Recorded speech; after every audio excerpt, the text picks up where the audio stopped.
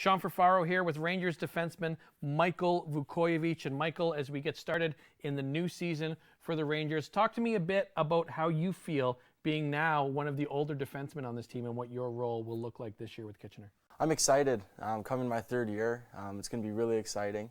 We're going to have a great team, so looking forward to that and just playing in big minutes and being relied on by my teammates and the coaches and doing my best and helping the team win is what I'm looking forward to. Big minutes is an understatement for you, Michael, after last season. Are we going to see an increase in this minute, or are you going to expect some of your defensive teammates to pick up some of that slack for you?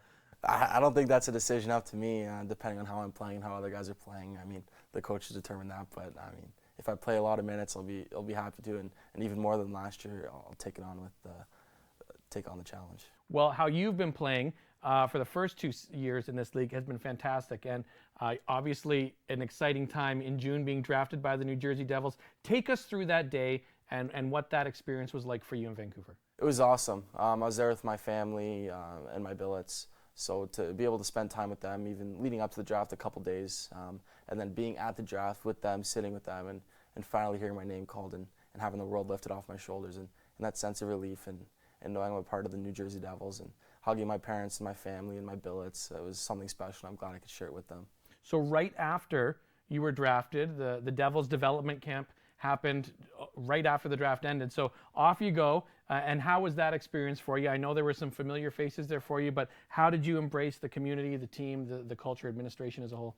It was awesome. It was my first time in New Jersey and being at the arena, so it was all new to me, and being there and seeing the arena, the locker room, and all the staff and my future teammates was really special, especially some familiar faces like Case McCarthy, who I lived with for a year, and Jack Hughes, who I grew up with for many years. It was awesome, and to be there with those guys and know that I'm drafted by New Jersey, and so are they, and we could play together in the future is pretty awesome. So let me ask you about that, because Jack Hughes, I'm not sure if you heard, there was a bit of buzz around this kid at the NHL draft going #1. So you've played with him in a number of different sports, actually. Maybe you can tell us a bit about that. Yeah, so I've known him pretty much my whole life, playing hockey with him and against him, and playing baseball with him, believe it or not.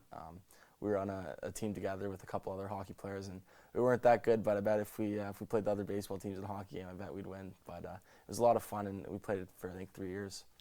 So I want to ask you about a couple of things, because you and the Devils themselves were very active on social media during that development camp, and it was great for fans to watch things going on throughout that time that you were there. We've got a couple of videos that I want to ask you specifically about. First of all, tell me about the axe throwing experience, because the Devils have provided us with the video here, and as we watch it, why don't you tell us what we're seeing? So in the video, we're doing axe, and we're getting points on how close you can get to the bullseye. And I guess I threw it too hard and shattered the board, and it was broken, and they had to come and replace it. And they took all the boards out. It was like a 5-minute delay, and everyone else was kind of mad that they couldn't play, but I broke the board. So I assume in the off season, working on some muscle and strength was one of the goals, but becoming strong enough to break an axe throwing board, was that something you specifically looked for? Everyone's off season goal is to get bigger and stronger, and I think I took that literally and ended up breaking a board with the muscle I put on.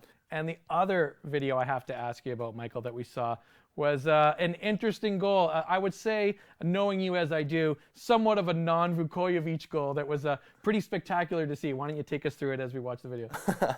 So I pick up the puck, and I'm skating, and I think, well, might as well try something crazy. When am I going to get the opportunity here? We had 5,000 fans in the building, so I took spinner Emma, I kept pulling in, I shot it, and I went upstairs, and the goalie was on the other side of the net, so it was pretty spectacular. And all the fans, and I looked up, they're on their feet, so I had to give them a little salute and pump them up and give them a little ear, waiting for them to hear them get louder. And then when I got to the bench, I raised my hand as I wanted to get them louder. So a lot of buzz around that. The Devils have been posting it, and some of your teammates have been making some comments about it online, and former teammates. So Michael, I got to ask you, now that we've seen this video, are you expecting to be called upon during shootouts this year for the Rangers? I think I should be after that. I mean, it's pretty nice goal in my opinion, and it went in the back of the net, so that's what you're looking for in a shootout. So I think in this year, if there's a shootout, I think I'm the guy. Michael, we'll see if you're the guy later. Thanks for taking the time with us today. Congratulations on your draft and the experience with the Devils. Awesome. Thank you so much for having me. We'll be back with more right after this.